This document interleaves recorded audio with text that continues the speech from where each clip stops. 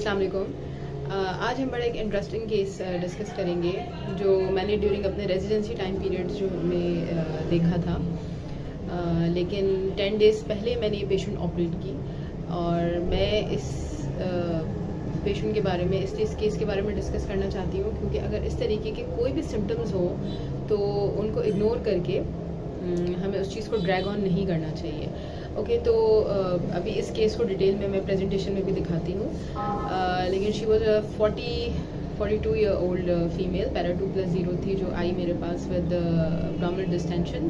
First time जब मैंने उसे देखा तो मुझे लगा कि she is pregnant, she has conceive. लेकिन जब मैंने हिस्ट्री ली तो पता चला कि she has history of uterine fibroid, जो कि उसको पता था पहले से, अराउंड 1 साल से उनको पता था। लेकिन कितना वो फाइब्रॉइड ग्रो कर चुका है इस बारे में उनको नहीं पता था। तो अब हम प्रेजेंटेशन में इसकी डिटेल देखेंगे। बहरहाल I operated her and it was a broad ligament myoma, और as consent of hysterectomy was already taken, और फैमिली विलिंग थी हिस्टेक्टमी के लिए ही, क्योंकि शी हैड 2 सन्स और she did not want to conceive more. और एक ये भी डर था उनको कि रिकरेंस के भी चांसेस होते हैं, उनको पता था। तो बहरहाल उसकी हिस्टेक्टमी हुई। Her both ovaries were also cystic और पैथोलॉजिकल सी लग रही थी वो। तो मिडलाइन लेप्रोटमी के बाद उसकी हिस्टेक्टमी हो गई उस पेशेंट की, and it was a huge fibroid. Left broad ligament myoma था वो।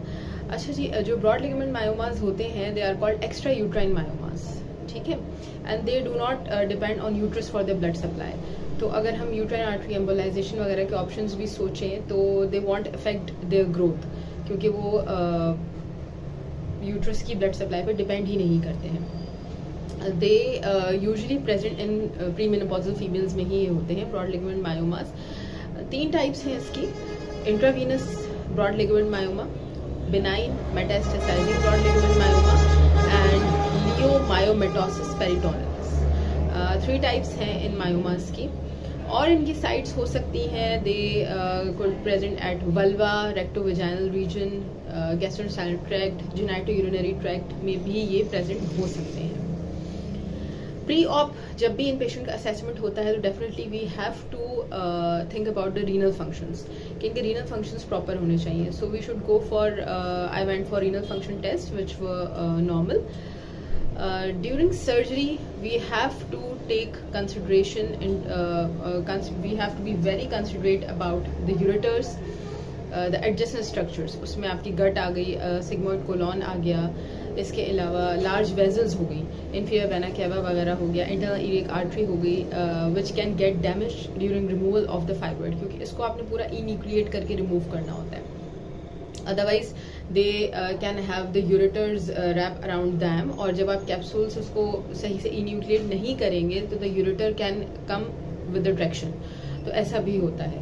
तो बहुत ही केयरफुली एक्सरसाइज करके कैप्सूल को अच्छी तरीके से विद इन द कैप्सूल जाके आपने उसको एक्सरसाइज करना है, और इससे ब्लडर को आप रिफ्लेक्ट कर देंगे तो यूरेटर विल गो डाउन। तो इससे भी जो डैमेज के चांसेस हैं वो कम से कम हो जाते हैं। अच्छा, the incidence of extrauterine leiomyomas is less than 1%. They can present with the females can present with menstrual disturbance के साथ आ सकती हैं। Mostly they come with complaint of pressure symptoms. Mostly जो वो आती हैं तो they come with complaint of pressure symptoms, like increased urinary frequency हो गई, या कुछ bowel habits उनकी disturb हो जाती हैं because of the size of this huge fibroid, which impact their normal life as well. Differential diagnosis जो आप कंसिडर करेंगे उसमें you have to think about any other ovarian adnexal mass.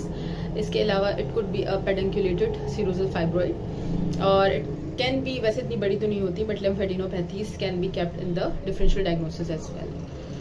For investigations first हम ultrasound scan पे जाते हैं, लेकिन ultrasound अगर आपको पूरी लोकेशन, जैसे कि इस पेशेंट का अल्ट्रासाउंड हुआ हुआ था and they could not go for MRI for some reason, तो लेकिन बहरहाल अल्ट्रासाउंड में nowhere it was mentioned that it was a broad ligament myoma, और एग्जामिनेशन पे भी it was not very clear, क्योंकि इतना ह्यूज मास था कि नहीं पता चल रहा था। Otherwise her cervix was deviated, तो ये हम कह सकते हैं कि एडनेक्सल अगर कोई मास होता है तो उसमें cervix is deviated to the opposite side. अगर लेफ्ट साइड का मास है तो सर्विक्स राइट साइड पे डेविएट हो जाएगा। तो इट वाज देयर, तो it was in my differential diagnosis. बहरहाल if you go for MRI तो MRI आपको एग्जैक्ट लोकेशन भी बता देता है और सेकेंडरी चेंजेस भी आपको पता चल जाते हैं। Secondary changes that could be degenerative changes और कैल्सिफिकेशंस या कोई अदरवाइज मैलिग्नेंसी की तरफ तो नहीं जा रहा है या नेक्रोसिस है, तो ये भी पता चल जाता है। सर्जरी के दौरान मैंने बताया you have to be very considerate about the ureters, about the big vessels including internal vessels, vena cava और नर्व्स, एडजेसेंट नर्व्स, क्योंकि पोस्ट ऑप में सेंसरी न्यूरोपैथीज हो सकती हैं इन पेशेंट्स को अगर कोई नर्व भी डैमेज हो जाए तो it was all about this case. और अब हम फर्दर इसको प्रेजेंटेशन में देखते हैं और इसमें इमेजेस भी हैं जिसमें आप देखेंगे इसको। Thank you so much.